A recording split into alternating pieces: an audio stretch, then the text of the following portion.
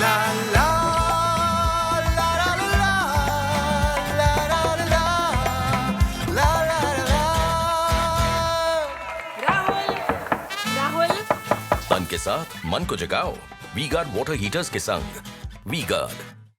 Car garage network great, claim cover great, price wait वाह, price भी great. Tata AIG car insurance, trusted नाम, fantastic नाम।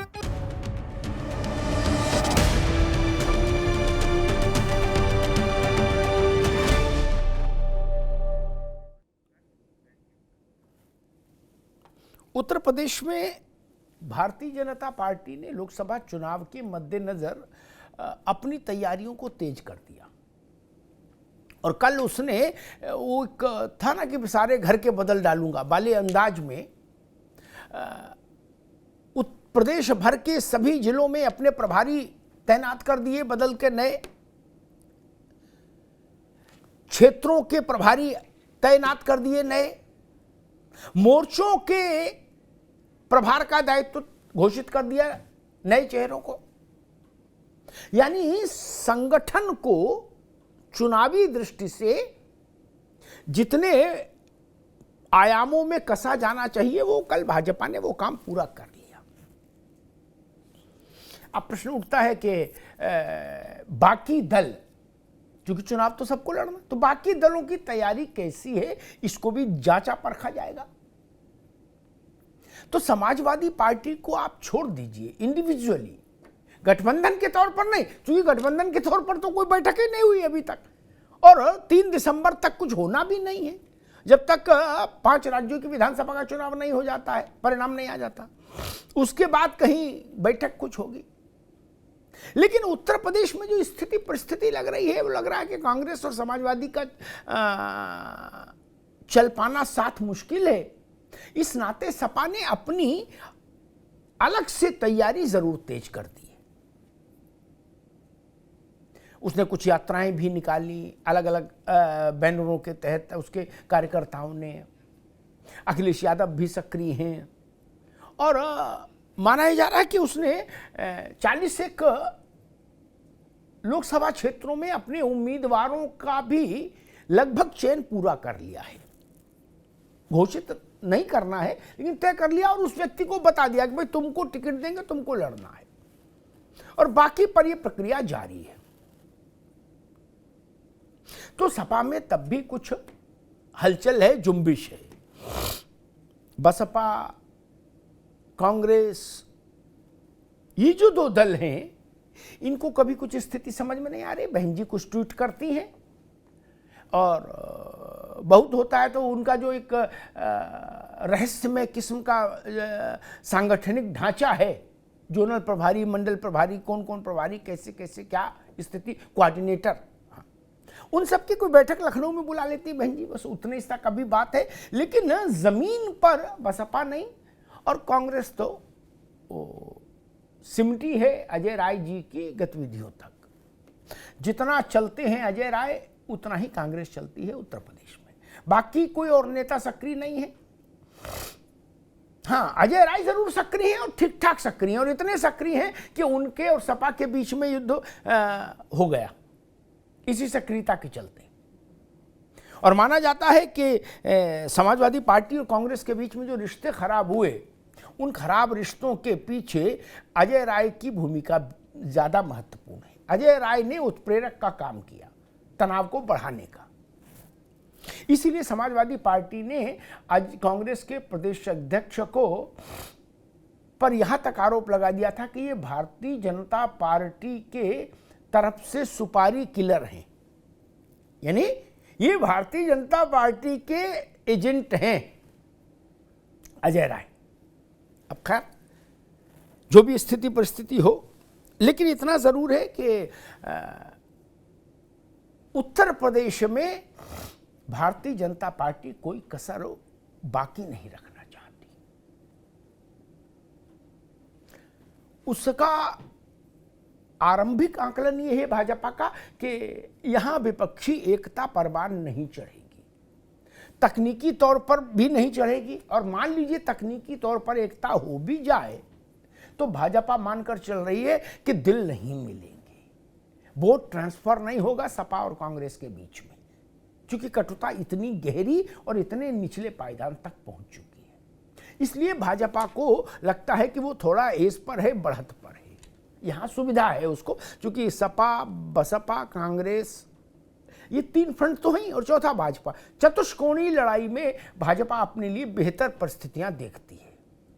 इसीलिए उसने समय से पहले इन सब व्यवस्थाओं को सुचारू रूप देना शुरू कर दिया, जिले जिले, मंडल मंडल, ब्लॉक ब्लॉक जाकर।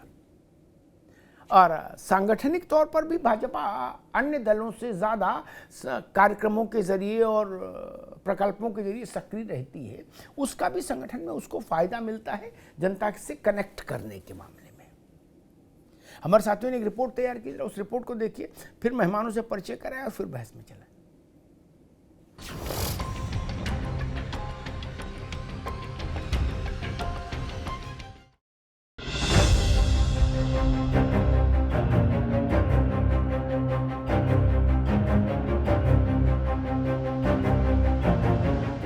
कहते हैं कि दिल्ली की सत्ता का रास्ता यूपी से होकर ही गुजरता है। यही वजह है कि हर चुनाव में हर दल की नजर यूपी की 80 लोकसभा सीटों पर शिद्दत से जमी होती है। अब 5 राज्यों के विधानसभा वाली विसात से उतर बीजेपी ने यूपी पर कर लिया है पूरा फोकस, और इसी तैयारी में बदले गए हैं तमाम प्रभारी। दरअसल यूपी की 80 सीटों के मिशन को फतेह करने के लिए बीजेपी ने उत्तर प्रदेश के सभी 80 लोकसभा सीटों पर बड़ा फेरबदल किया है।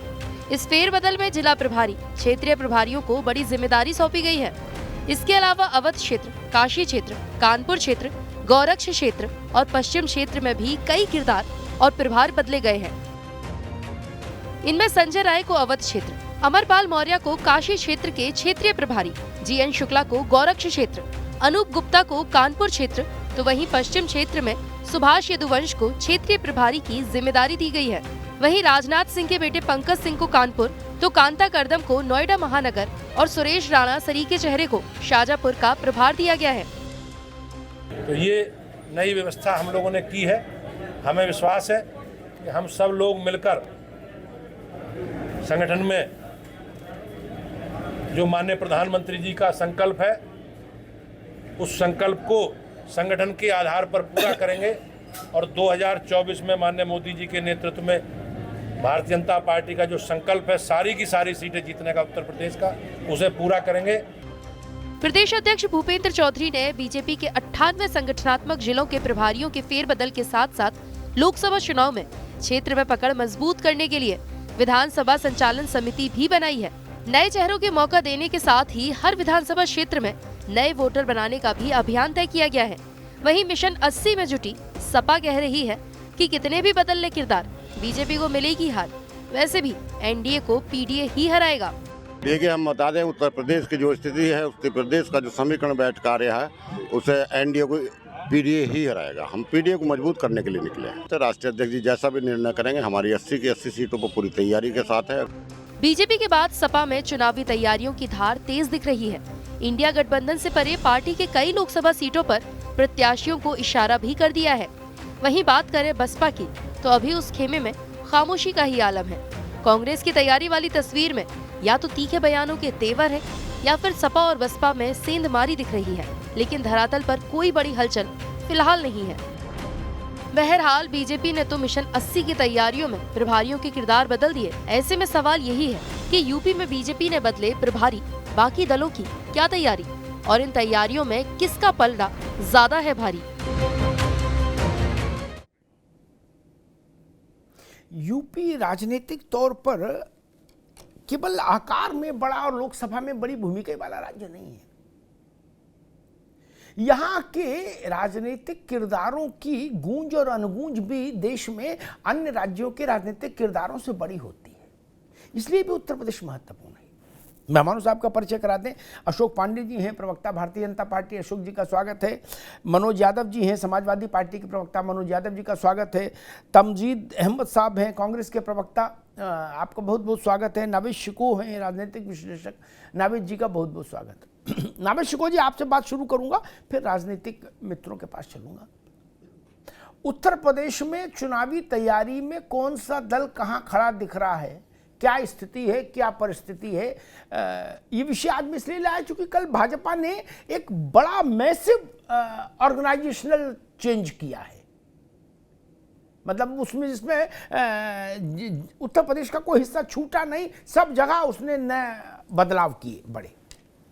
उसके सिलसिले में हमको लगा कि एक बार परखा जाना चाहिए कि बाकी दलों में और भाजपा में इस वक्त स्थिति क्या है। नावेद शिकोह। जी देखिए, भारतीय जनता पार्टी संगठन में हमेशा मजबूत रहती है, चुनावी तैयारियों में नंबर 1 रहती है, ये विरोधी दल भी कहते हैं, इस बात में कोई शक नहीं है। और भाजपा की एक खासियत है, वो कमजोर हो या ताकतवर हो, उसको चुनाव में भले ही उसको लगे कि हम नहीं जीतेंगे या लग रहा हो कि 100% जीतेंगे, उसकी तैयारियों में कोई कसर नहीं रहती और उसकी ताकत है संगठन। और इत्तेफाक की बात है कि इस वक्त उसके पास चेहरे भी हैं, स्टेट में भी बड़ा चेहरा है और केंद्र में भी बड़ा चेहरा है। तो भाजपा की तैयारी का तो खैर सभी लोग लोहा लेते हैं, लेकिन विपक्षी दल और जो अन्य दल हैं उनमें नंबर 1 बसपा की अगर बात की जाए तो बहन जी लगता है कि वो वहां सिर्फ अपनी तैयारी करती हैं जहां उनको कांग्रेस से लड़ना होता है। और अगर उत्तर प्रदेश में वो कुछ तैयारी भी करती है तो बहुत सारी वो गुड्डू जमाली इकट्ठा कर लेती है और लगता है कि जहां पर समाजवादी पार्टी जीत सकती है वहां पर वो गुड्डू जमाली को चुनाव में खड़ा कर देते हैं। ये उनकी तैयारी है, बाकी संगठन में कोई तैयारी या उनकी कोई जनसभा या उनका कोई विरोध प्रदर्शन नजर नहीं आता है। ये कई वर्षों से बसपा का ये एक स्वभाव हो गया उत्तर प्रदेश में। बाकी देखिए, वो राजस्थान में खूब मेहनत कर रही है, खूब जनसभाएं कर रही है, लग रहा है कि उनका मूल रूप से आधार वहीं पर है।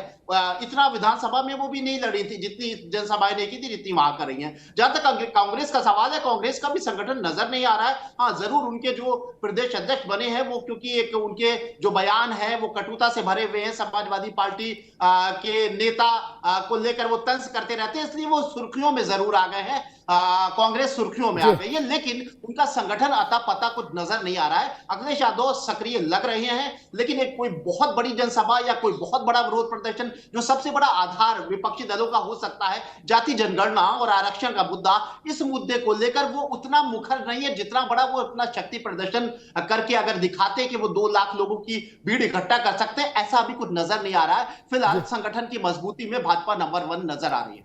ठीक है नावेद भाई। अहमद साहब, कांग्रेस की क्या स्थिति परिस्थिति? अभी तो यही मसला नहीं सुलझ रहा कि संग लड़ोगे कि अकेले लड़ोगे। नहीं, पहले ये इस पे तो रिजल्ट आए, उसके बाद दूसरा काम हो। क्योंकि अगर संग लड़ेंगे तो रणनीति बिल्कुल बदल जाएगी, फोकस बिल्कुल बदल जाएगा। अकेले लड़ेंगे तो बिल्कुल 360 डिग्री पर चीजें घूम जाएंगी। नहीं अहमद साहब, क्या स्थिति है? नमस्कार। देखिए, कहीं कोई कंफ्यूजन नहीं है जी। और इंडिया गठबंधन अनाउंस्ड है, मतलब कहीं कहाँ कंफ्यूजन है मुझे समझ नहीं आ रहा है। किसी ने अभी तक कहा तो नहीं कि गठबंधन खत्म हो गया है। बाई एंड लार्ज इंडिया गठबंधन बना है और इसमें सारे घटक दल सहमत हुए और सारे इंडिया घटक दल जितने हैं, समाजवादी पार्टी है, कांग्रेस है, जितने भी घटक दल है, सब साथ हैं। कि कहीं आपने कोई ऐसी खबर आई क्या कि इंडिया गठबंधन घटक दल टूट गया या किसी ने ऐसा बयान दिया क्या अभी तक? हम बता दे तभी आगे बढ़ो। अभी रुक जाओ। हाँ, रुक जाओ। जी। वो सुन लो, आपकी पार्टी में एक नेता है बाबा प्रमोद कृष्णन, ठीक, वो प्रियंका गांधी के सलाहकार हैं कमेटी के, ठीक। उनने कहा कि भाई ये इंडिया गठबंधन को क्या बोले तर्पण कर दिया अखिलेश यादव ने, और क्या नहीं अंतिम संस्कार कर दिया अखिलेश यादव ने, तर्पण केजरीवाल कर देंगे, ऐसा कुछ उन्होंने बयान दिया, ठीक।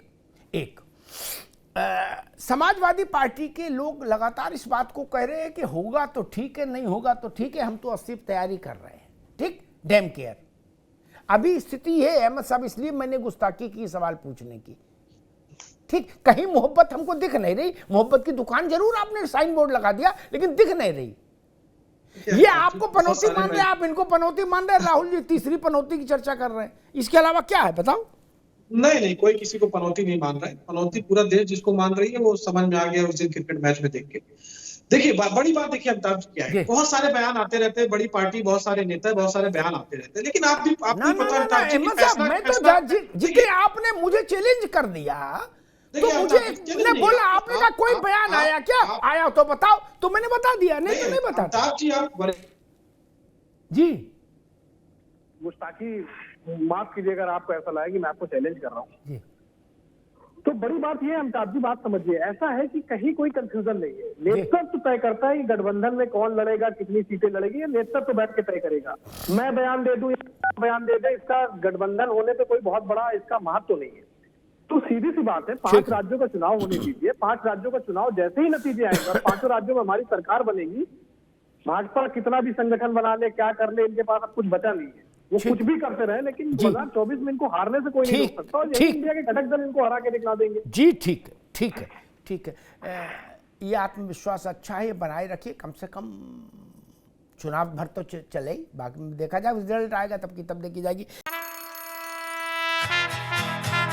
La la la la la la la la la la la la। Rahul तन के साथ मन को जगाओ वी गार्ड वाटर हीटर्स के संग V guard. Car garage network great, claim cover great, price wait वाह, प्राइस भी great. Tata AIG car insurance, trusted नाम, फैंटास्टिक नाम। मनोज यादव, क्या स्थिति है उत्तर प्रदेश में? क्या ये बात ठीक नहीं कि समाजवादी और कांग्रेस के अलायंस को लेकर अभी चीजें उतनी साफ और पुख्ता नहीं है पब्लिक परसेप्शन में, जनता के कंजम्पशन के लिए, कि जिसमें माना जाए कि भाई लो मोहर लग गई है? अभी सब दोनों तरफ से चीजें खुली हैं। इस बीच में कौन कितनी तैयारी कर सकता है और कैसे कर सकता है, जब ये तय नहीं हो पा रहा कि संग जाना है या अकेले जाना है? मनोज जी देखिए, कांग्रेस अपने बड़ेपन का स्वभाव जो है उसको छोड़ने को तैयार नहीं है और समाजवादी पार्टी ऑलरेडी उत्तर प्रदेश में एक बड़ा दल के रूप में है, तो हम अपनी प्रवृत्ति से कैसे हट जाएं? जो हकीकत है वो और जो फसाना है वो दोनों बातें अलग हैं। लेकिन चूंकि भाजपा ने अपने प्रभारी बदले हैं और एक बड़ा मैसेज दे कि वो उत्तर प्रदेश के लोकसभा 2024 के चुनाव को लेकर बड़ी एग्रेसिव है, तो निश्चित तौर पे एग्रेसिव समाजवादी पार्टी ने इससे पहले ही जिम्मेदारी दे दी। विधानसभा वार हमने जिम्मेदारी दे दी, हमारी राज्य कार्यकारिणी की बैठक हुई थी, कई जितने भी हमारे राज्य कार्यकारिणी के मेंबर हैं, सचिव महासचिव हैं, सभी को पूरे प्रदेश भर में हर विधानसभा के हिसाब से सबको आवंटन हो चुका है और उस पे प्रभारी ऑलरेडी पहले 1 साल पहले ही नियुक्त किए जा चुके हैं, जो बूथ अध्यक्षों से लेके और जितने भी समीक्षा करनी है चुनाव लड़ने के लिए, उनके प्रभारी ऑलरेडी बहुत पहले, लगभग 1 साल पहले ही नियुक्त किए जा चुके हैं। तो हम किसी से पीछे नहीं। राष्ट्रीय अध्यक्ष जी, आदरणीय राष्ट्रीय अध्यक्ष लगातार जनता के बीच में है। आज भी वो साइकिल चला रहे थे, आज सिपाही में प्रोग्राम था, जो हमारे PDA की यात्रा, साइकिल यात्रा थी, आज उसका समापन, आज भी प्रोग्राम में। लेकिन चूंकि आपने बात कांग्रेस को लेके की, तो मैंने उसका इसीलिए मुंहतोड़ जवाब दे, क्योंकि कोई कंफ्यूजन नहीं रहना चाहिए। कांग्रेस मनोज यादव, एक मिनट, एक आज मैं खबर देख रहा था, मैंने तहकीकात नहीं की वो खबर कितनी प्रामाणिक है कितनी गैर, लेकिन बड़े अखबार में छपी है, तो ऐसा तो नहीं कि मन से कोई लिख देगा। 2 नाम बताए गए कि भाई रायबरेली से ये इनको साउंड किया गया है कि मनोज पांडे को तुम तैयारी करो, और अमेठी से एक दूसरे सज्जन कि भाई तुम तैयारी करो है। समाजवादी पार्टी ने अमेठी और रायबरेली के अपने उम्मीदवारों को, संभावित उम्मीदवारों से कह दिया है कि वीर तुम बड़े चलो, तैयारी करो, बाद में हम देखेंगे क्या करना है। ये खबर ठीक है? वालों से कोई लेख लिख सकता है, लेकिन समाजवादी पार्टी ने ऐसा भैया खबर लिखी है, तो जाहिर सी बात है उनको प्रभारी बनाया गया होगा, तो उसी के हवाले से उस बात की खबर लिख दी गई। लेकिन जब ये आज तक नहीं हुआ तो अब कैसे हो जाए? मैं इस बात की पुष्टि करता हूं कि जो आज तक नहीं हुआ, अभी तो मुझे नहीं लगता सोनिया गांधी जी के खिलाफ या राहुल जी के खिलाफ समाजवादी पार्टी ने कभी प्रत्याशी उतारे, तो मुझे नहीं लगता ऐसा कुछ होगा। लेकिन आपने खबर पढ़ी तो जाहिर सी बात है कुछ हो सकता है, सूत्र हवाले कुछ लगे हुए हों, कहीं से कुछ हो सकता है, मामला गड़बड़ी हो सकता है तैयारी लोग मांग ही रहे हों टिकट। ये भी है चूंकि दोनों ही जनपदों में समाजवादी पार्टी मजबूत स्थिति में है, चाहे वो आप रायबरेली उठा के देख लीजिए, हमारे 4 विधायक हैं, दिल्ली को उठा के देख लीजिए, वहां भी हमारे विधायक हैं, तो वो सारी बातें ठीक है। लेकिन कांग्रेस को बड़े दिल के साथ बड़ी राजनीति करनी पड़ेगी उत्तर प्रदेश में। अगर वो मध्य प्रदेश, छत्तीसगढ़, राजस्थान, उत्तराखंड और हिमाचल की तर्ज पे उत्तर प्रदेश में चुनाव लड़ने का गठबंधन में प्रयास करेंगे तो शायद मेरे ख्याल से वो एक असफल प्रयास और असफल सोच है। बड़ी ठीक बात है ये। कम से कम यहाँ मनोज यादव ने उसको समअप किया ठीक से कि आप अन्य राज्यों की तरह उत्तर प्रदेश में एक्ट नहीं कर सकते। यहाँ स्टीयरिंग हमारे समाजवादी के हाथ में रहेगा, कांग्रेस को साथ में बैठना होगा, जिससे कि मध्य प्रदेश में कांग्रेस ने कहा कि स्टीयरिंग हमारे साथ रहेगा, उनने तो बैठाया भी नहीं। ये कम से कम बैठाने की बात तो करेंगे, भाई बैठ तुम भी जाओ बस में, आपने तो बैठाया ही नहीं। वही तो वहीं से लड़ाई शुरू हुई। खैर अशोक पांडे जी, मुझे एक चीज और समझ आ रही, बाकी तो आपने कुछ जो सारे 90 से ज़्यादा जो आपने जिले और महानगर मिला के जो एक संगठन का एक ढांचा बनाया, उसमें आपने सब बदलाव कर दिया, क्षेत्र भी नए प्रभारी दे दिए, मोर्चों के नए प्रभारी दे दिए। लेकिन एक चीज मुझे और दिख रही है जिस पर चर्चा जरूरी है कि मौत का सौदागर, नीच आदमी और चाय वाला, इन तीन की अपार चुनावी सफलता के बाद आज एक नया मसला आया है, पनौती। ये इसी ब्रीड का चौथा अवतार है। क्या अब चुनाव का मुद्दा ये हो जाएगा पांडे जी? देखिए, क्योंकि तीन मुद्दे अपार सफलता आपको दे चुके हैं। देखिए, अपनी इसी गलतफहमी और घमंड के चलते कांग्रेस की आज ये दुर्दशा आ गई थी कि उत्तर प्रदेश की विधानसभा में उनके पास एमएलए और विधान परिषद में कोई सदस्य नहीं है। लेकिन घमंड आज भी वो निश्चित तौर पे उनका घमंड इतना है कि वो कमलनाथ ने कहा कि अपनी ही पार्टी में उनका जब इंडिया बना था तो कौन अखिलेश, तो कोई कह रहा है ये चिरकुट है। इस तरह की भाषा कोई बीजेपी का एजेंट है, इस तरह की भाषा एक कांग्रेसी ही बोल सकते। चाय वाला बोले, खत्म हो गए। उसके बाद नीच प्रियंका वाड्रा ने बोला था, चौकीदार चोर है कहा था, क्योंकि इन लोगों ने संग एक भ्रष्टाचारी पार्टी का पर्याय अपने को बना लिया था।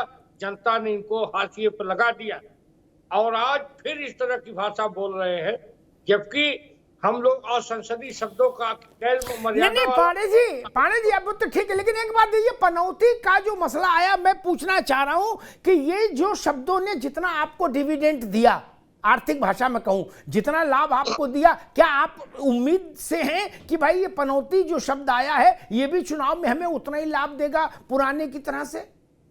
मौत का सौदागर, नीच और चौकीदार चोर है, आदि आदि। यही पनौती अब इन लोगों के लिए चुनौती बनेगी। देखते रहिएगा। हम लोग तो संसदीय शब्दों की बात नहीं करते, न हमने सोनिया गांधी, न वाड्रा, न किसी, ये लोग कितने बड़े पनौती है दिखाई दे रहा था, लेकिन हम लोगों ने कभी इस तरह की बात नहीं कही। लेकिन ये अपने शब्दों के चलते हाशिए पे। ठीक। अच्छा अहमद साहब, एक सवाल मेरे जहन में आ रहा है, मैं कांग्रेस के तरफ खड़े होकर सवाल कर रहा हूं, इसलिए धैर्य से सुन लीजिएगा। क्या अगर मैं कांग्रेस का मेंबर भी होता, भले ही पार्टी से हमको गांधी परिवार निकाल देता धक्के मार के, लेकिन मैं ये बोलता जरूर कि भाई ये कौन मूर्ख सलाह देता है? 4 बार तवा पे हाथ रखा, चारों बार जल गए, 5वीं बार फिर रखवा दिया हाथ। नहीं, एक मिनट पांडे जी रुक जाओ। अहमद साहब, 4 बार तवा पे हाथ रखा, चारों बार फपोले पड़ गए, 5वीं बार फिर हाथ रखवा दिया लोगों ने। मौत का सौदागर सोनिया जी, उसके बाद कांग्रेस साफ हो गई। नीच आदमी मणिशंकर अय्यर, कांग्रेस साफ हो गई। चाय वाला, कांग्रेस को नुकसान हो गया भयंकर। अब ये कौन बताया कि अब ये ठीक चुनाव के समय पनौती ले आओ? नहीं, मैं इस बहस में जा ही नहीं रहा कि जो आप कह रहे हो वो क्या है, लेकिन 4 बार तवा पे आपने हाथ रखा, चारों बार जले, तो 5वीं बार तवा पे क्यों बैठे? ये प्रश्न है। इसके पीछे क्या लॉजिक है अहमद साहब?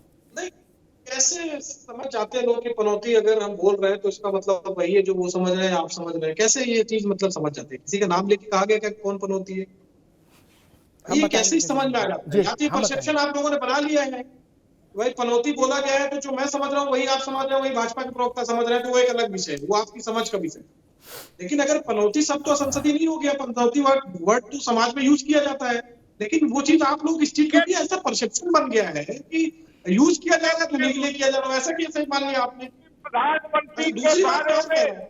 इस तरह की भाषा कांग्रेसी बोलते हैं, ये दुर्भाग्यजनक नहीं, है। अब मैं आता हूँ अपने भाषण पे आ जाता हूँ अमिताभ जी। इस सिक्के अब का किसी दूसरा को पहलू बेटा हो जाएगा तो कहेंगे मोदी जिम्मेदार, किसी कांग्रेसी नहीं, को अभी- बेटी होगी मोदी जिम्मेदार। जी, ये आपका भाषा इस तरह ही, आपका भाषा इस तरह देश सुन रहा है, देश आपको सुन रहा है। अमिताभ जी, आप दूसरा पहलू ले लीजिए। ठीक, पांडे जी उनकी बात आ जाए फिर आते हैं बस।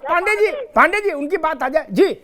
अब मैं भाषा स्तर पे आ जा रहा हूँ, जो आपने भाषा स्तर की बात की। तो अब जब रोटी को आप पलटेंगे दूसरी तरफ देखेंगे अमिताभ जी, तो जब जर्सी गाय बोला गया तो वो कर्नाटका हार गए, जब केरला को सोमालिया से तुलना किया गया तो वो केरला हार गए, ठीक जब 100 करोड़ की गर्लफ्रेंड किसी को बीवी को बोला गया तो वो हिमाचल प्रदेश हार गए। जी तो सिक्के का दूसरा पहलू भी है ठीक कि जैसे जैसे आप शब्दों का प्रयोग करते गए, जनता वैसे वैसे उनको हराती चली गई। ठीक। और जिस तरीके का आप शब्दों का प्रयोग किया गया है, जी। उसका बदला मध्य प्रदेश में जनता ने ले लिया है, छत्तीसगढ़ में ले लिया है, अब राजस्थान और तेलंगाना में लेने जा रही है। ठीक तो एक पहलू यह भी है जिस जी। तरीके का आप सब ठीक पांडे जी रुकिए, पांडे जी रुकिए, पांडे जी रुकिए, दोनों लोग रुकिए। अहमद साहब आगे बात, आगे आगे आगे आगे भूल सकता है तमजीद अहमद आगे बात आगे। अब रुकना होगा, अभी रुकना, अभी रुक गया बात, रुक जी।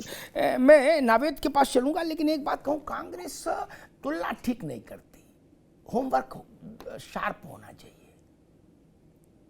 आप राजस्थान, मध्य प्रदेश, छत्तीसगढ़ जीते, आप करें कि हम इसलिए जीते कि इनने कहा था 100 करोड़ की गर्लफ्रेंड इसलिए हम जीत गए, और उसके तुरंत बाद 19 का चुनाव हुआ, आपका सुपड़ा साफ हो गया। तब कहां कौन सी किताब पढ़ते हो बाबू, कुछ तो समझो। गजब करते हो भाई, नहीं ऐसे नहीं, ऐसे नहीं, मेरे साथ नहीं। रुकना होगा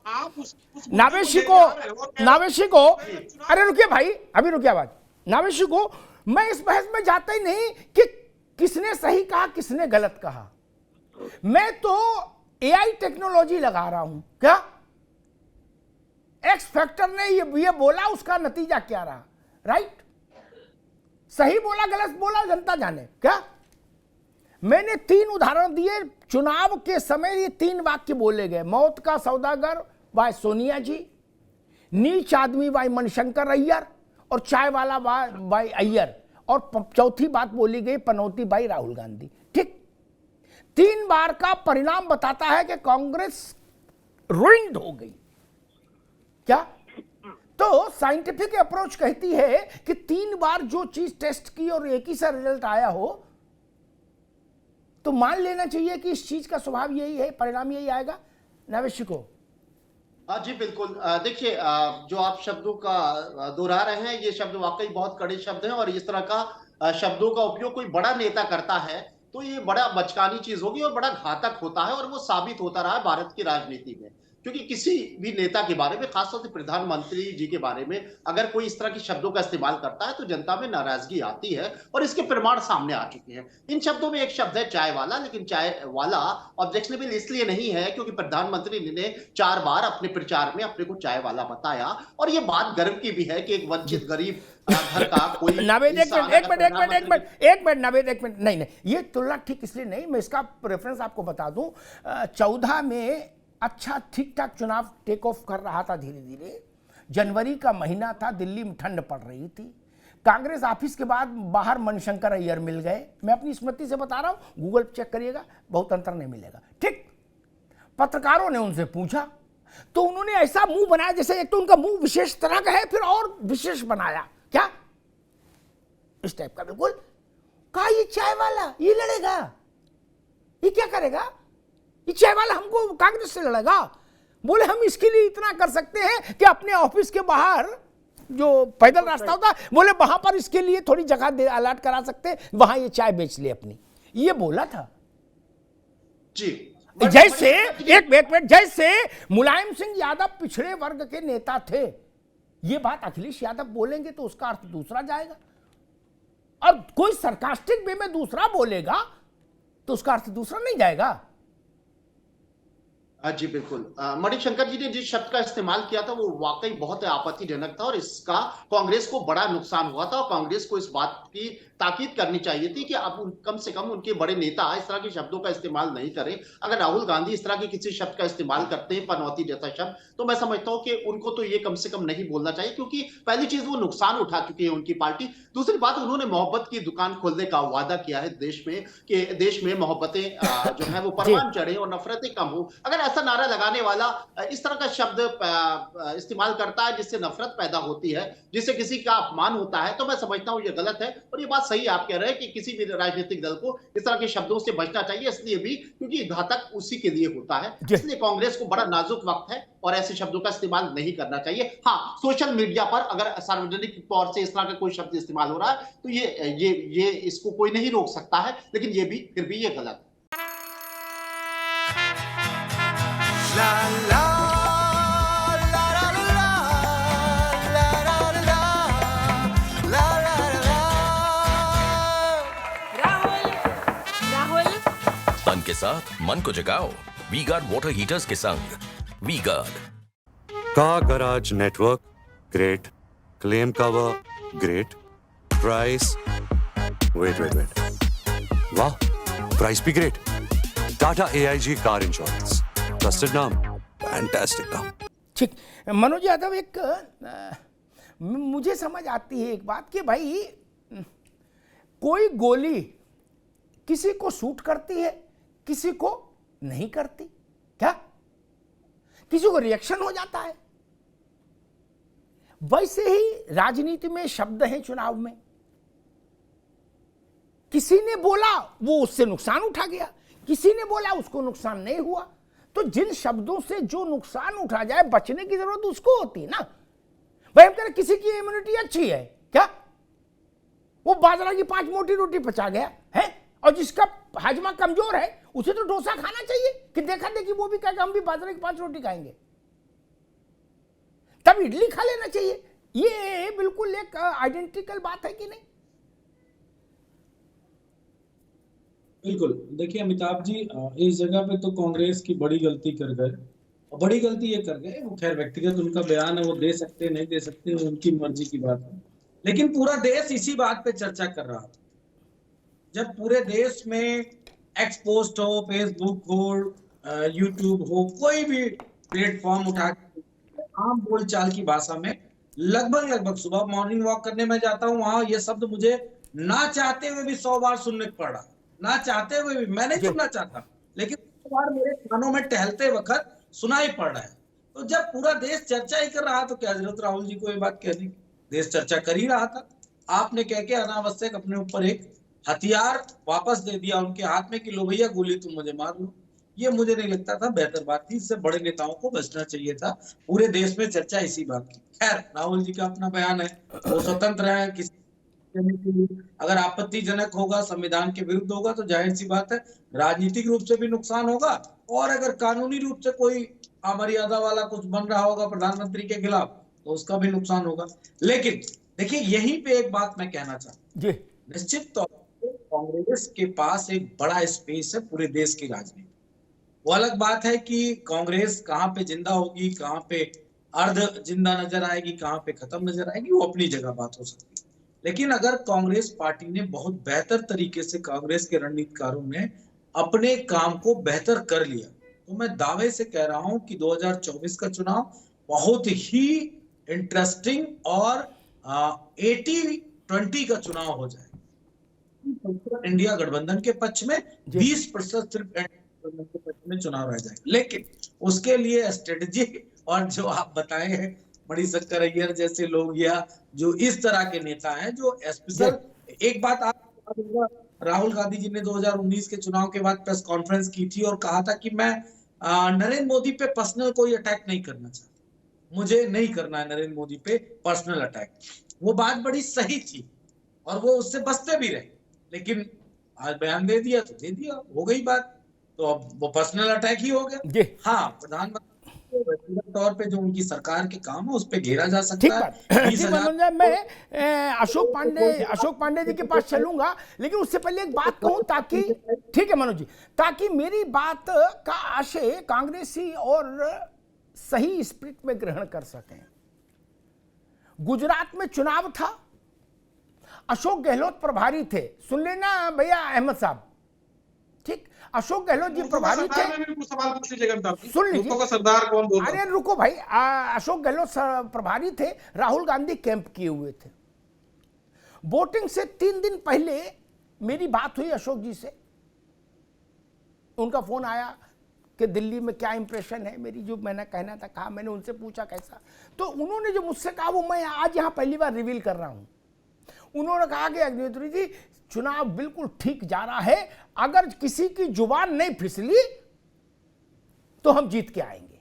क्या वोट हो जाए तब तक जुबान संभली रहे। क्या बोले, हमने इसीलिए राहुल जी को यहां रोका है कि वो कंट्रोल में रखेंगे लोगों को।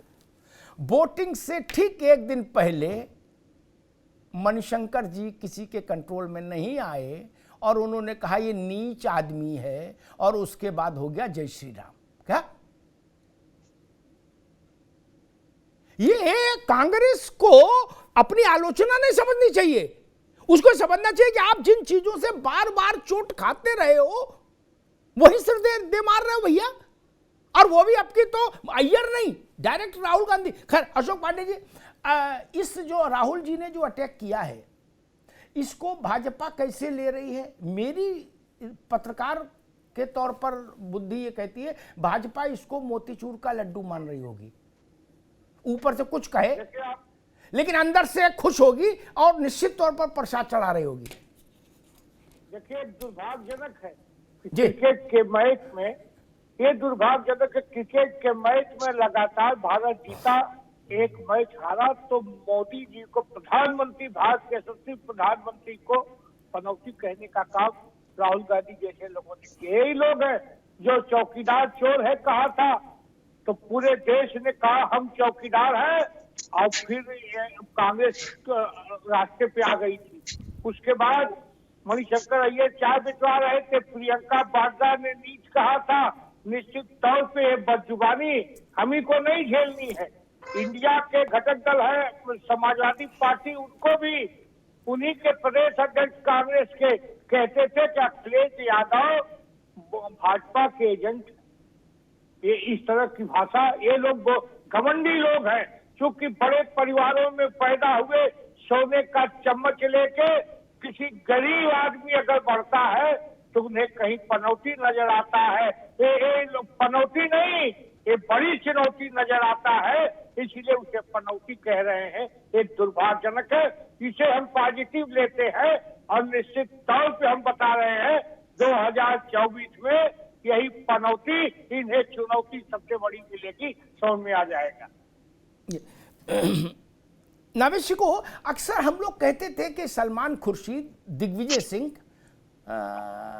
कपिल सिब्बल, मणिशंकर अय्यर, हम लोग कहते थे इनकी जांच कराओ भाई। क्या ये लोग एन वक्त पर ऐसा बोल के कांग्रेस को तालेबंद करा देते हैं?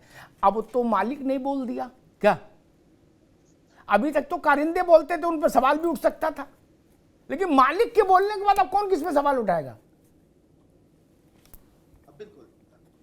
जब राहुल जी बोलेंगे तो अन्य कार्यकर्ता भी कुछ भी बोल सकते हैं जो कांग्रेस के लिए घातक होगा, क्योंकि जो हेड है अगर वही इस तरह की बदजुबानी करेगा तो नीचे के लोग कुछ भी बोल सकते हैं। और जैसा कि आपने कहा कि ये अनुभव है आपका, और ये जो आपने बताया कि एक बड़ा नेता इस बात को महसूस करता है कि कहीं जबान अगर स्लिप हो गई, कुछ गलत सलत निकल गया तो उसको बड़ा नुकसान होता है। और मनोज यादव जी ने बिल्कुल ये बात सही कही कि राहुल गांधी की वो बात अच्छी लगी थी, लोगों को, जनता को भी लगी होगी कि हम व्यक्तिगत हमला नहीं करेंगे, लेकिन उन्होंने ही हमला इस तरह का कर दिया जो दुर्भाग्यपूर्ण है। देखिए सबसे बड़ी बात तो यह है कि ये राहुल गांधी सबसे बड़े नेता है सही मायने में, खड़गे जी भले ही अध्यक्ष हो, लेकिन उनके द्वारा ये बोली गई चीजों के बाद अभी चुनाव में कौन क्या बोल देता है कुछ कहा नहीं जा सकता है। लेकिन कम से कम कांग्रेस के इतने बड़े नेता को इस चीज को समझना चाहिए। और एक बात समझ लीजिए, देखिए प्रधानमंत्री जी के खिलाफ खूब बोलिए, उनकी जो सत्ता का संचालन कर रहे हैं उनकी सत्ता में कोई कमी पा रहे हैं, जनहित में कोई कमी आप पा रहे हैं, उनकी खूब आलोचना करिए। जो नहीं करता है वो कमजोर पड़ गया। बहन जी को हम लोग करते हैं कि वो बिल्कुल कटु आलोचना नहीं करती है सत्ता की, इसलिए कमजोर पड़ गई। लेकिन व्यक्तिगत हमले और इस तरह की शब्दावली जो है वो इंसान बोले जो मोहब्बत की दुकान का दावा कर रहा है, तो मैं समझता हूं पार्टी जो लोग कह रहे हैं कि किसी तौर पे उभर रही है, कहीं ना कहीं परफॉर्म कर रही है, आगे उसका भविष्य हो सकता है, उसके बुरे दिन जो है अच्छे दिन में बदल सकते हैं। ऐसे नाजुक दौर में जो राहुल गांधी जी ने इस तरह के शब्द का इस्तेमाल किया, मैं समझता हूं गलत है और उनको खुद भी रियलाइज करना चाहिए। ठीक तमजीद अहमद साहब, अभी राजस्थान के किसी शहर में उत्तर प्रदेश के मुख्यमंत्री चुनाव की एक रैली को संबोधित करते हुए उन्होंने कहा कि भाई हमारे प्रदेश में हाथ वाली पार्टी का एक आदमी जीता या 2 आदमी जीते विधानसभा में कुल, क्या, और हाथी वाले का एक, क्या। ये जो एक तंज है, ये कांग्रेस जब उस स्थिति से गुजर रही हो तो ऐसा जोखिम भरा प्रयोग जो आज राहुल जी ने किया, ये आपको लगता है कि वाजिब दुस्साहस है, इसको करना चाहिए? मैं सुन रहा हूँ बहुत देर से, ऐसा लग रहा है कि जिस तरीके से राहुल जी को फ्रेम करने की हमेशा से मीडिया कोशिश करता रहा है, अभी आप लोग एक विश्लेषण जो कर रहे हैं सारा कांग्रेस के खिलाफ विश्लेषण कर रहे हैं, और मुझे नहीं लगता कि एक तरफा विश्लेषण होना चाहिए। आप भूल गए मूर्खों का सरदार किसने बोला, आप भूल गए जर्सी गाय किसने बोला, आप भूल गए कि 100 करोड़ की गर्लफ्रेंड किसने बोला, और मैं जब इस चीज की तुलना कर रहा हूँ तो आप उसको मानने को भी तैयार नहीं कि नहीं इसकी वजह से भाजपा सरकार हार रही। हम चुनाव हार रहे हैं क्योंकि एक स्टेटमेंट दे दिया किसी ने, तो उसकी वजह से हम चुनाव हार रहे हैं, और मोदी जी जो स्टेटमेंट दे रहे हैं उसके लिए आपने उनको कह दिया कि नहीं इनकी वजह से चुनाव नहीं हार रहे। मैं कह रहा हूँ फिर से कि 5 राज्यों को चुनाव का नतीजा आने दीजिए, जितनी मोदी जी ने अभद्र भाषा का इस्तेमाल किया है नेताओं के लिए, उन सब का नतीजा जनता दे देगी। और ये जो विक्टिम कार्ड है ना, ये अभी हिमाचल और कर्नाटक में भी मोदी जी ने खूब खेला कि मुझको ये कहा गया, पता नहीं था, कम से कम नहीं तो 3, 4, 5 मिनट उन्होंने ये बताया कि मुझे ये गालियां दी, मुझे वो गालियां दी, मुझे ये कहा, मुझे वो। जी अब बहुत टाइम नहीं लगेगा इन सब चीजों का, जनता अपने मुद्दों पर चुनाव लड़ रही है। 1 मिनट का अगर आप भाषण राहुल जी का जो कह रहे हैं, जिसमें उन्होंने किसी का नाम भी नहीं लिया, आप लोग सब लोग मान रहे हैं कि वो वही है, तो ये तो आप लोग को सोचना चाहिए ना कि आप क्यों इस चीज को मान रहे हैं। आप मत मानिए उस चीज को। राहुल जी ने कहा क्या कि पनौती कौन है, किसी का नाम लिया उन्होंने, बता देते हैं। आप लोग उस चीज को क्यों मान रहे हैं? ठीक, तमजीद अहमद, को विक्टिम बनने का मौका दे रहे हैं। ठीक है तमजीद अहमद, ठीक, आप रुकना होगा। तमजीद अहमद, ठीक, आप बताइए राहुल गांधी जी ने किसी का नाम ले लिया क्या? रुक जाओ, आप एनालिसिस कर रहे हैं, तो एनालिसिस आप मोदी जी क्यों नहीं कर रहे? रुक जाओ भाई, अरे भाई मेरे धैर्य, ठीक, अभी रुक जाइए अहमद साहब, अभी रुकना होगा, अभी रुक, आवाज रुक, नहीं अशोक पांडे अभी नहीं, पहले मैं स्थिति साफ कर दूं, तराजू बराबर रहे, ये दाएं बाएं मेरे साथ तो चलते ही नहीं। मैं मेरिट डिमेरिट पर मैंने आरंभ में कहा, आप कहो चौकीदार चोर है, वो कहो मौत के सौदागर, वो कहें जर्सी गाय, वो कहें फार्मी गाय, मेरा किसी के साथ ना साथ खड़ा ना उसके खिलाफ खड़ा, ठीक, जो कहेगा झेलेगा। मैंने सिर्फ इतनी बात कही, ठंडा पानी मनोज यादव चिल्ड पानी पचा लेते हैं, आपको नल का निकला पानी भी निमोनिया कर देता है, तो काहे पी रहे ठंडा पानी, इतना बोला। आप दुनिया की बात हमको समझा रहे हो। चुनाव जाके गूगल में उठा लेना, ये 3 शब्द मैंने दिए, गूगल पर डालोगे, इनकी टाइमिंग आ जाएगी कब बोले गए, और उसके बाद जो चुनाव हुआ उसका नतीजा देख लो। कांग्रेस हमको समझा रही है कि कर्नाटक और हिमाचल नहीं देखा। राहुल गांधी जिस दिन से राजनीति में आए, मैं नहीं कह रहा, ये आपके बड़े नेता नवशिको, राहुल गांधी की पीढ़ी से पहले के नेता जिन्होंने इंदिरा गांधी के साथ काम किया, गुलाम नबी आजाद ने चिट्ठी लिखी थी, उसमें सारे आंकड़े दिए थे कि राहुल गांधी की रहनुमाई में जितने चुनाव हुए उसमें 90% आ रहे। ये हम कह रहे क्या? ये तो गुलाम नबी कह रहे, उन्हें सब रिकॉर्ड लिख के दिया था। अब इसका ठीकरा भी मीडिया से बोल दो यार, गजब करते हो। गुलाम नबी आजाद के घर के बाहर आपको धरना देना चाहिए था जाके कि भाई आपने ये सच्चाई क्यों बताई देश को कि राहुल गांधी के नेतृत्व में 90% ज्यादा चुनाव हारी कांग्रेस नहीं। इसलिए इस फैसले में मैं तो कह रहा हूं, आपको लग रहा अच्छा है तो अच्छी बात है, आपने बोला है तो सोच समझ के बोला होगा। और एक बात आई कि मीडिया व्याख्या कर रहा है, बाकी मीडिया भाई साहब चुप हो सकती, मैं तो ऐसे नहीं होता, मैं तो उत्तर जरूर देता हूं। कांग्रेस के राहुल गांधी के बाद के नेता व्याख्या कर कर के बता रहे हैं कि किसके लिए पनौती बोला गया है। क्या? हाँ, राहुल गांधी ने नाम नहीं लिया, वो केवल एक शरारत भरी मुस्कान उन्होंने बोली दिखाइए, लेकिन कांग्रेस की रैंक एंड फाइल बता रही है फोटो डाल डाल के कि ये पनौती है। क्या अहमद साहब कहां तक भागोगे? इसलिए ये आरोप मीडिया पर नहीं लगा। आप देखो, अपना घर देखो। मनोज यादव जी क्या कह रहे थे, बताइए। देखिए अमिताभ जी, एक बड़ी बात है कि कांग्रेस मेरे ख्याल से जो तर्कस और कमान से निकला हुआ तीर जब छूट गया तो छूट गया, उस पर मुझे नहीं लगता कि उसको रोका जा सकता है या उसको वापस किया जा सकता। हम इन दोनों बातों का, चाहे जो तमाम सारी बातें आपने कही या जो राहुल जी के द्वारा आज कहा गया, इसका राजस्थान के चुनाव पे असर पता चल जाएगा। अगर राजस्थान का चुनाव गड़बड़ होता है तो अभी तक एज है कांग्रेस को, भले कोई सर्वे कुछ कहे, लेकिन जनता का मूड जो है वो 50-50 और टफ कस्टर्स की बात लगातार सुनने में आ रही। तो अगर यहाँ से कांग्रेस राजस्थान लूज करती है, इस बयान का मोदी जी तो ले लेंगे। जैसे इन्होंने कहा कि तमाम सारे बयान मोदी जी ने बोले, मोदी जी ने बड़ा गंदा गंदा बोला, सबको बोला।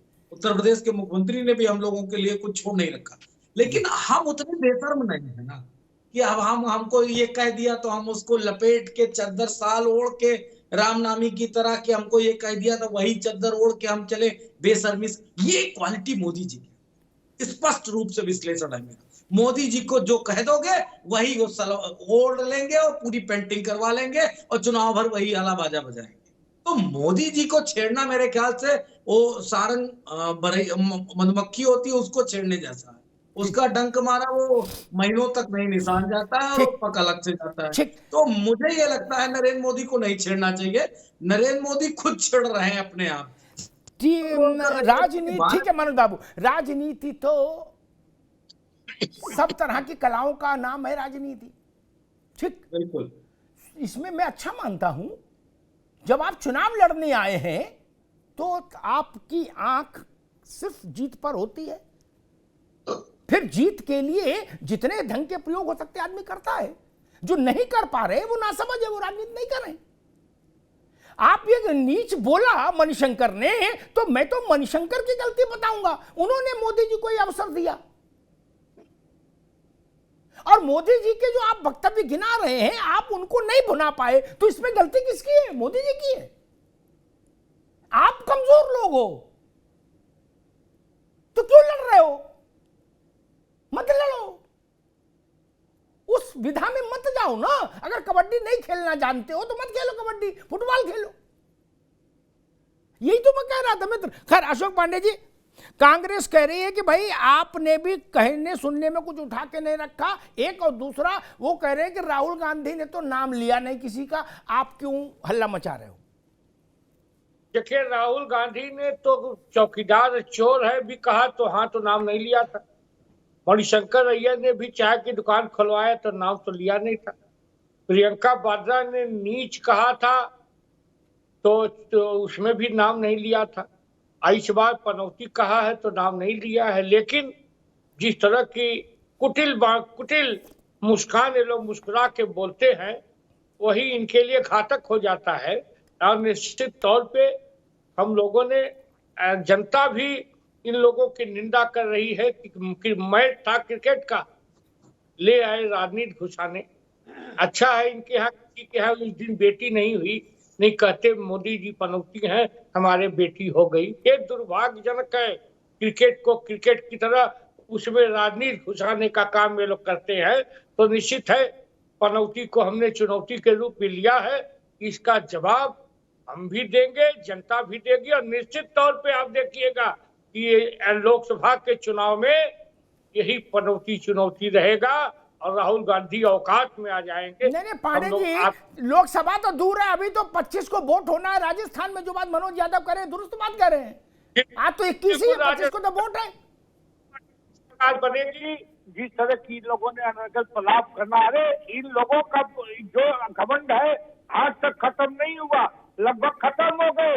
मैंने देखा कलकत्ते में 0 में थे और भारतीय जनता पार्टी 75 थी, लेकिन ये नगाड़ा बजा के नाच रहे थे कि मोदी की सरकार नहीं बनी। मुझे हंसी आती है। ये लोग इस बार औकात में आएंगे, इसमें कोई दो राय नहीं। ठीक, नावेशी को हम उत्तर प्रदेश के दायरे में फिर से लौटते हैं, उत्तर प्रदेश की जमीन पर लौटते हैं। ला ला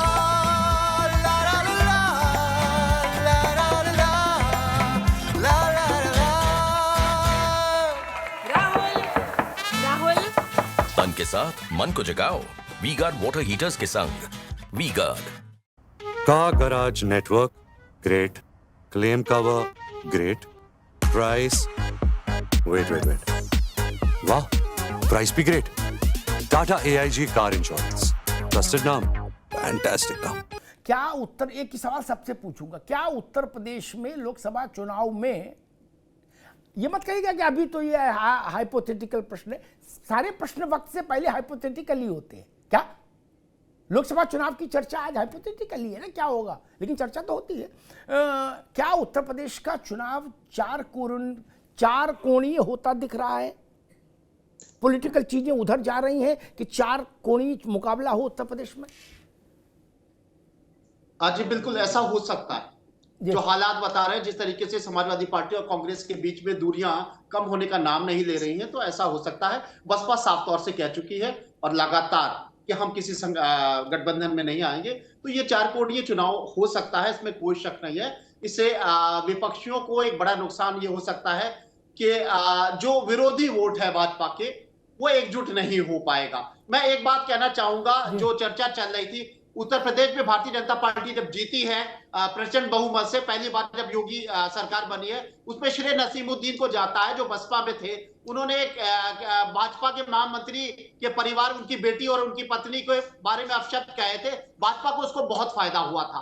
तो ये जो अहमद साहब कह रहे हैं, ये बात सही है कि भाजपा नेता भी इस तरह की बातें करते हैं, लेकिन नुकसान पार्टी का ही होता है और जिसको कहा जाता है उसका फायदा होता है। दूसरी बात, सबसे बड़ी बात तो यह है कि इस तरह की जो छोटा नेता इस तरह के शब्दों का इस्तेमाल करता है, वो 2 स्टेप ऊपर हो जाता है। जैसे इमरान मसूद, उन्होंने कहा था मैं गला काट दूंगा, एक वर्ग विशेष में उनका कद बढ़ गया। लेकिन बड़ा नेता अगर ऐसा बोलता है तो उसका कद नीचे हो जाता है, पॉलिटिकल नुकसान होता है। ये राहुल गांधी के हित में कहा जा रहा है, राहुल गांधी के विरोध में, या एक तरफा हम या कोई भी जो है वो कांग्रेस की आलोचना नहीं कर रहे हैं, उनकी कमियों को इंगित कर रहे हैं हम लोग। जी ठीक बात। अहमद साहब, क्या कांग्रेस को भी ये लगता है कि उत्तर प्रदेश का लोकसभा चुनाव का मुकाबला चार कोणीय भी हो सकता है? अन्यथा त्रिकोणीय तो तय है, लेकिन त्रिकोणीय या चार कोणीय, इसके बीच में अब केवल स्पेकुलेशन है। अमिताभ जी एक बात देख लीजिएगा, अब उत्तर प्रदेश इस बार सबको बहुत चौंकाने जा रहा है। जब 2019 में हम 22 सीट जीत के आए थे ना, कोई नहीं कह रहा था कि हम 2 सीट भी जीतेंगे। जी आपको याद होगा 2009 में हम लोग 22 सीट जीत के आए थे और समाजवादी पार्टी से ही बड़ी पार्टी बन के निकले थे। जी तो 5 राज्यों के चुनाव के नतीजे आने दीजिए, उत्तर प्रदेश खुद जवाब दे देगा। ठीक। और ये जो बहुत सारी खबरें आती रहती हैं कि अमेठी में लड़ जाएंगे और वहां लड़ जाएंगे, अमिताभ जी 1 और 3 में कोई फर्क नहीं होता है। 1 सांसद हमारे पास है, 3 समाजवादी पार्टी के पास है, कोई बहुत बड़ा फर्क नहीं है 1 और 3 में। और अगर अमेठी और रायबरेली की बात कर रहे हैं तो समाजवादी पार्टी को समझना चाहिए कि अभी विधानसभा का चुनाव हुआ है, वो चुनाव हारे का इसका विश्लेषण करना चाहिए। वो चुनाव हारे हैं आपका इटावा में, वो चुनाव हारे फिरोजाबाद में, वो चुनाव हारे बदायूं में, कहाँ चुनाव हारे हैं? जीते कहाँ है? उधर पूर्वांचल में जाके जीते। तो बुरी हालत है, आप समझ लीजिएगा। ठीक जी ठीक उत्तर प्रदेश की जनता चौंकाने वाली। ठीक अहमद साहब, ठीक है, मैं ठीक अहमद साहब जी आगे बात बिल्कुल सही करें आप जी, ठीक बात। आप लोग ट्वीट पे भी उनका नाम नहीं लिखते, आप लोग घबराते हैं, बिल्कुल सही कह रहे हैं। राहुल जी ने किसी का नाम नहीं लिया, आप बहादुर हैं, नाम ले कितने बहादुर हो। देखो मैंने कुछ कहा। ठीक है अहमद साहब, ठीक। अभी आगे आगे बात, आगे 5 सेकंड जी दारा चिक्को साहब जब बोलते हैं तो बोलते हैं भाजपा नेता कह रहे हैं, और जब राहुल गांधी होकर उनका नाम लेके कहते हैं तो ऐसा अन्याय मत कीजिए दारा चिक्को साहब, आप वरिष्ठ पत्रकार हैं। ठीक है अहमद साहब, बड़ी कृपा, आप रुक जाओ। कांग्रेस को हमारी तरफ से डबल मुबारकबाद। भैया देखो, नावेश को हमारी तरफ से पैसा बता देना, हम भिजवा देंगे। 1 किलो लड्डू लेके अहमद साहब को भिजवाओ। इतनी खुशखबरी का टाइम है, ऐसी बात बोल दी, चुनाव एक तरफा हो गया। आप राजस्थान का भी और लोकसभा का भी कांग्रेस के लिए। मैं ये बोल दूं, मेरी से तो क्या जा रहा, मेरे जेब से पैसा जा रहा है। आप खुश रहो महाराज, जीतेंगे अमिताभ जी। अरे भाई अरे रुको मालिक, हमने बहुत सारे चुनाव देखे अहमद साहब, सब यही कहते छोड़ दो उन बातों पर भी मत पढ़ो, इतना भी लंबी लाइन नहीं खींच दो कि बाद में लपेटना मुश्किल हो जाए। खैर मनोज यादव जी, 3 कोने या 4 कोने, ये तो बेसिक प्रश्न है, इस पे उत्तर चाहिए। और बाकी उन्होंने बता दिया कि भाई 3 और 1 में बहुत फर्क नहीं होता, जितनी हैसियत आपकी उससे हमारी को बहुत कम नहीं है, इसलिए रहो दायरे में। पाँव पजामा के अंदर रखो, मतलब बिछावा ओढ़ने वाले के अंदर पाँव रखो, बाहर मत निकालो। जो बात मैंने कही थी वही बात कांग्रेस ने में कह भी दी कि कांग्रेस अपने बड़ेपन से नहीं भागा। कांग्रेस इस बात का घात उत्तर प्रदेश में बेस्ट परफॉर्म कर लेंगे। हम आपको एक, चलिए मैं राष्ट्रीय अध्यक्ष जी से बिना बात किए आपको एक बात देता हूं। आप मध्य प्रदेश, राजस्थान, छत्तीसगढ़, उत्तराखंड, हिमाचल, 5 राज्यों की बात, इन 5 राज्यों की टोटल लोकसभा सीट का 70% आप जीत जाइए, हम जितना भी बहुमत हो, बिना राष्ट्रीय अध्यक्ष जी के पूछे 70% आप जीत लाइए लोकसभा, विधानसभा नहीं, वो तो पिछली बार भी सब जीत लिए थे। 70% अगर आप जीत गए, समाजवादी पार्टी आपसे शर्त के साथ आपको हम नहीं देंगे, कोई शर्त नहीं देंगे, जिस तरह कहोगे उस तरह हम समर्थन देंगे, लेकिन 70% जीत के आना एक बात। रही बात उत्तर प्रदेश की, उत्तर प्रदेश में एक बड़ा इक्वेशन बनने की तरफ है, क्योंकि कांग्रेस के प्रवक्ता ने जवाब दे दिया, इसलिए मैंने बोल दिया। मैंने सिर्फ इतनी बात कही कि ड्राइविंग सीट पे समाजवादी पार्टी रहे थी और वही रहे। लेकिन एक बात और बड़ी मैं कह रहा हूँ बीजेपी को लेकर, शायद कांग्रेस के मित्र को अच्छी लगी। 2 मुद्दे, एक ये पनौती वाला मुद्दा हो गया, दूसरा राम मंदिर के बनने का, उद्घाटन का देश पे असर क्या पड़ेगा। इन दोनों मुद्दों पे कांग्रेस, जो राज्यों में चुनाव छत्तीसगढ़ में हो गया, वहां राम मंदिर के नाम पे वोट मांगा जा चुका है, आदरणीय गृह मंत्री जी के द्वारा, प्रधानमंत्री जी के द्वारा और लोकल लीडर्स के द्वारा। राम मंदिर बन जाने के उद्घाटन को लेके वो फिरी उरी घुमाने वाली बात भी अमित शाह ने कह दी। अगर इन राज्यों में बीजेपी चुनाव हारती है, तो मैं एक राजनीतिक व्यक्ति होने के नाते ये समझूंगा कि जनता के ऊपर मंदिर को लेके कोई बहुत बड़ा असर नहीं होने जा रहा पूरे देश की राजनीति। जी ठीक। अशोक पांडे जी, मंदिर पर भी मैं एक टिप्पणी करूंगा और 2009 पर भी एक टिप्पणी करूंगा। मेरे ख्याल से नौजवान साथियों के लिए वो टिप्पणी बड़ी काम आएगी। अशोक पांडे जी, 3 तरफा चुनाव है या चौतरफा चुनाव है? सिर्फ इतने पे देखिए, आपको बता दें कि ये लोग एक बार फूका फूके तो सब लोग मिल के भी लड़ चुके हैं, हमने हराया। कभी बुआ बबुआ, उत्तर प्रदेश के 2 बेटे। सही बोला करो यार, शब्द सही बोला करो, तमीजदार हो पांडे, पढ़े लिखे घर से हो, नहीं भाई घर से हो क्या, बुआ बबुआ सब बोलते हो, अभी नहीं है क्या?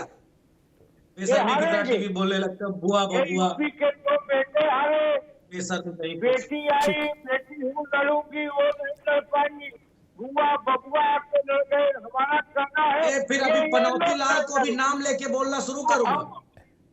हम लोग तो आराम से बोलो पांडे, बस उतना अच्छा रहेगा। ठीक है पांडे जी, ठीक है भारतीय जनता पार्टी की सरकार बनेगी। ठीक है पांडे जी।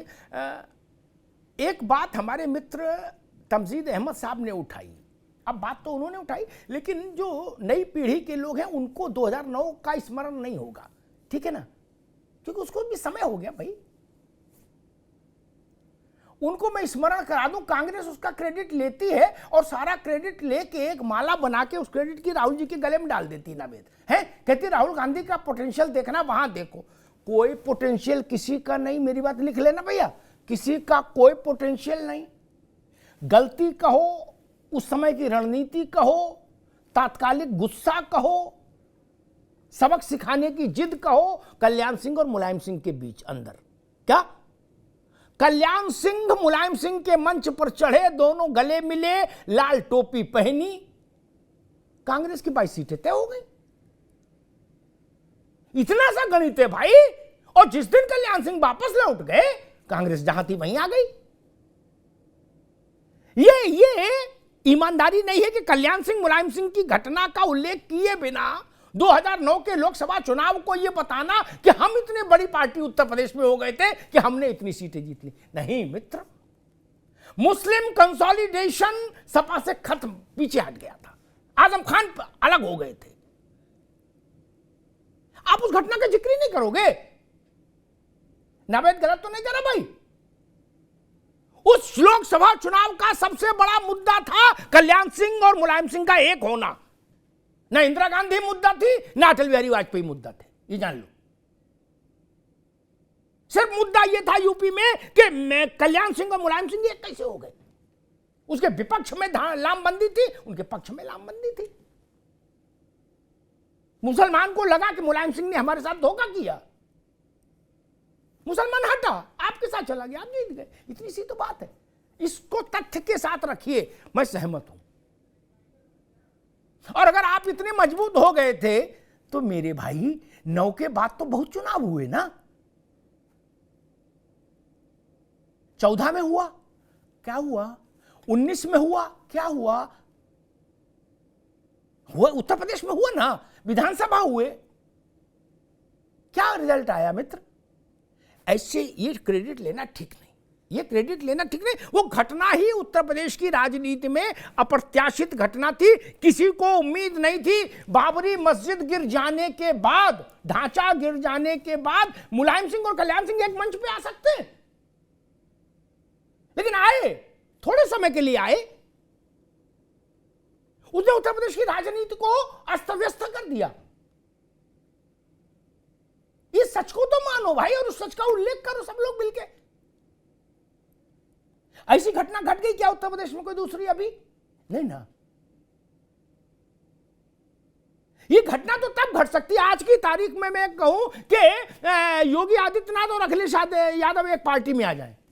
ये वैसी घटना थी मुलायम सिंह और कल्याण सिंह का मिलना। इसलिए ऐसी बात नहीं कहो।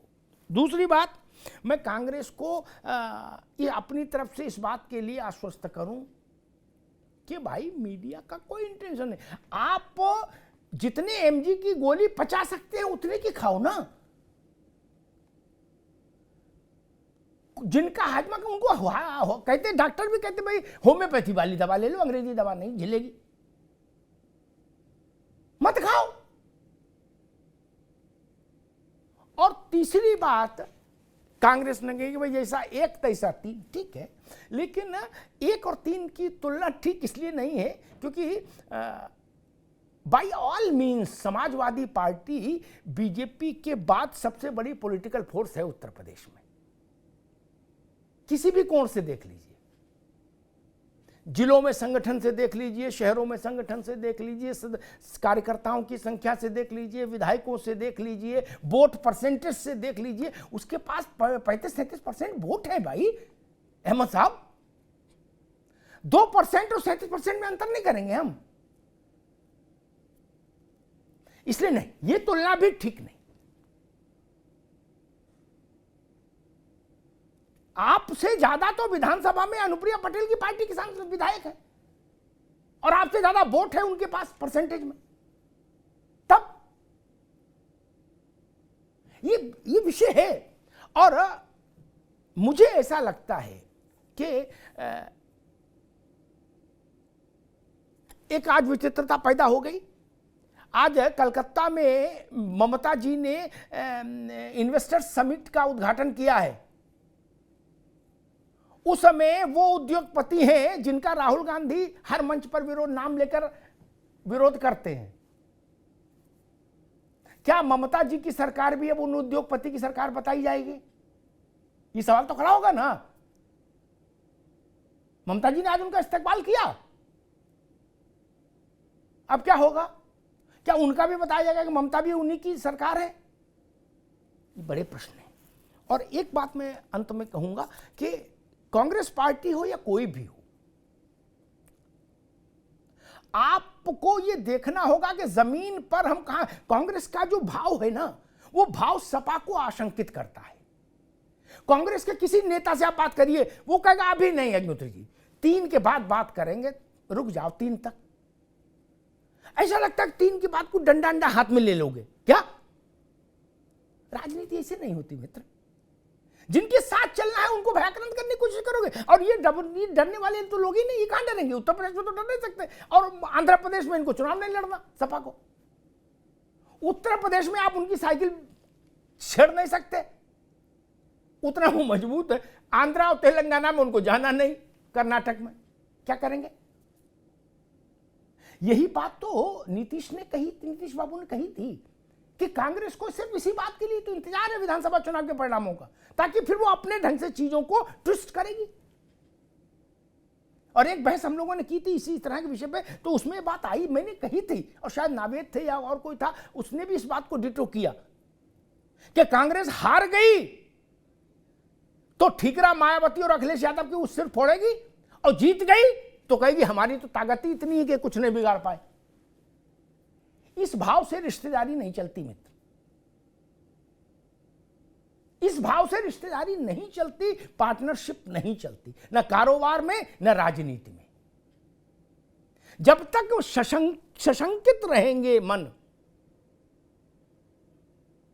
बेहतर एक बात कह के बात समाप्त करता हूं अभी हम, कि क्या ये बेहतर रास्ता नहीं था कि कांग्रेस कहती हम जीते चाहे हारे 5 राज्यों में? मनोज यादव, उत्तर प्रदेश में सपा हमारे गठबंधन को लीड करेगी, मजा नहीं आ जाता? हम जीते चाहे हारे बंगाल में ममता जी लीड करेंगी, मध्य प्रदेश आप जीत भी जाएं तो भी उत्तर प्रदेश में तो समाजवादी पार्टी का विकल्प नहीं हो जाएंगे ना आप। एक बड़ा विषय है, बड़ा मन और भरोसा, ये 2 चीजें मुझे लगता है राजनीति में बहुत महत्वपूर्ण है। और क्षेत्रीय दलों को थोड़ी आजादी ज्यादा है क्योंकि उनको देश भर में जवाबदारी नहीं है, इसलिए वो आगे पीछे सब तरफ बैटिंग कर लेंगे मैदान में। राष्ट्रीय पार्टियों के साथ ये समस्या है, वो उनके पास बहुत स्कोप नहीं, ये भी ध्यान रखें राष्ट्रीय पार्टियां टिप्पणी करते समय। La la la la la la la la la la Rahul तन के साथ मन को जगाओ वी गार्ड वाटर हीटर्स के संग। V guard car garage network great, claim cover great, price wait वाह, प्राइस भी great. Tata AIG car insurance, trusted नाम, फैंटास्टिक नाम। 24 के चुनाव के लिए एक शब्द तो तय हो गया, वो शब्द खुद में मुद्दा होगा, पनौती। मंच पर पनौती बोलना अलग बात है, लेकिन चुनाव में कौन किसके लिए पनौती हो जाए ये तो जनता तय करती है ना। जनता को क्या समझ में आया इस शब्द का अर्थ, इसका निर्णय 24 में होगा। लेकिन इतना तय है, ये शब्द भारत के लोकसभा के निर्वाचन का एक प्रमुख मुद्दा बनेगा। धन्यवाद।